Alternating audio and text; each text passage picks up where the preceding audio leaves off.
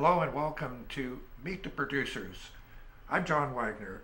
Today we're talking with Scott Slotterbeck, writer, producer, director, environmentalist. Thank you for being here, Scott. I appreciate you taking a few minutes to chat with us. My first question is, what inspired you to write Amy's Baby? I had seen a program on television about a lesbian couple who were going to have a sperm donor as the father. They wanted to have a baby. And I thought that was really cool, and I really thought about it. I liked the idea. But, to be honest, that is not really a big story these days. It's, kind of almost commonplace. So I was wondering, what if the person, their sperm donor, wasn't A, anonymous, or B, a gay man, which it usually is? What if it's a married man who has a wife, and what if she's not happy about the whole decision?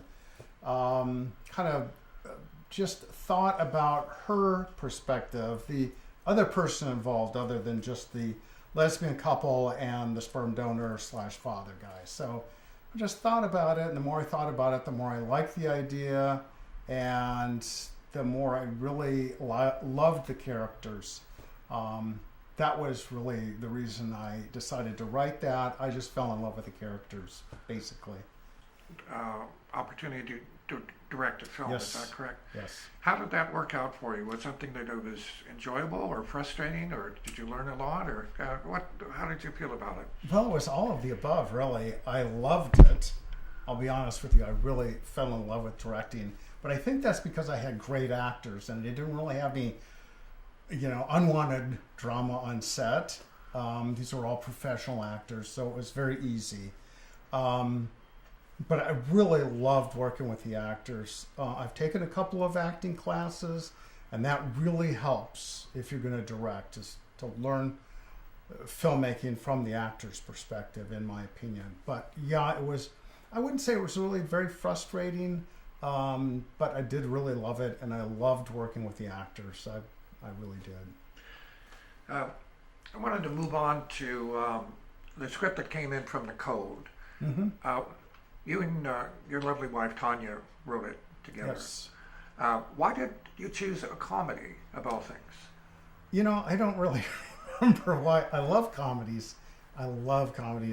And I thought, it might be kind of fun to try a comedy. And I'm, kind of a little screenwriter, and I've been involved with a place called Sacramento. And I'm always running up against deadlines. And I'm thinking, kind of funny. And so I talked to Tanya about it, and she said, "Oh, that's a great idea. Let me think about it." And so she came up with some scenes. What if this happened? What if that happened? And it's really like, a very trite plot line. The guy is trying to beat a deadline, and Murphy's Law comes into play.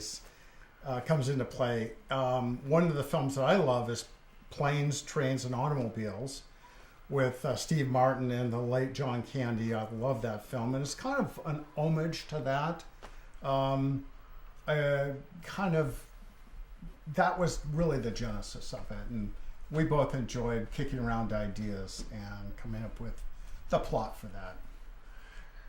Both your films did very well at the 2017 place called Sacramento. Thank you.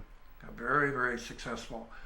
Now, given that, are you considering doing 2018? Have you already begun writing something, or is it still sort of in its genesis? I've thought about it.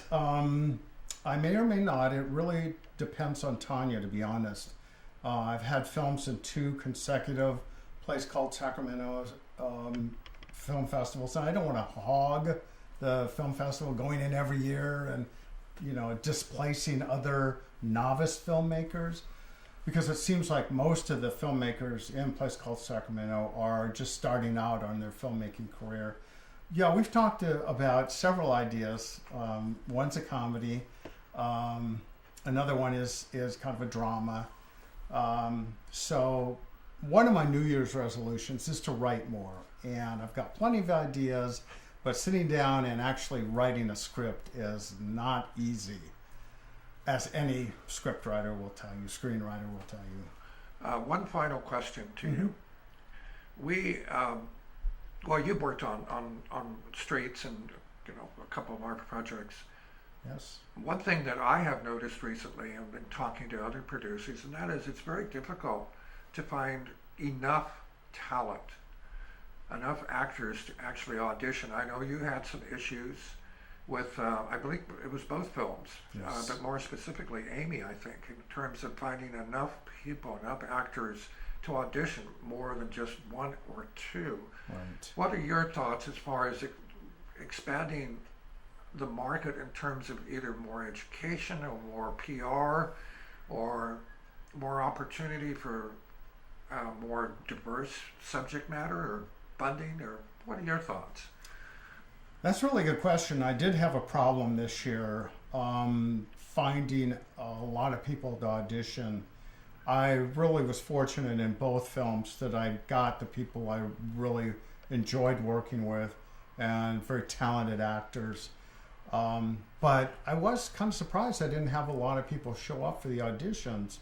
One of the advantages of a place called Sacramento is they do have a cast and crew call, and people who want to be in your film can hear your pitch and meet you, and you can get kind of a list of people who might work for your film.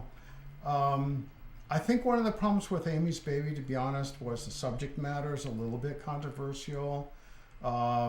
Sacramento is a conservative town, and I had not only problems getting actors, but I had real problems getting crew, and I had to go to San Francisco to get my director of photography.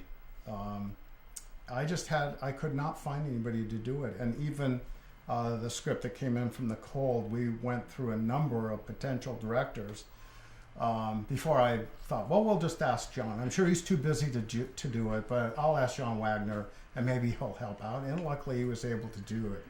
I had not considered John before because I kind of consider him at a much higher level than a place called Sacramento. But I was in need of a director, and luckily John came through and helped get that film finished. And we finished at the last minute, literally. It was just I was biting my fingernails trying to get that done. Well, Scott, I think we're out of time, but I wanted to thank you very much for coming and spending a few minutes with us and talking about your projects and what is important to you and us as far as filmmakers, and looking forward to working with you again in 2018. Yeah. Thanks I hope again. so. Okay.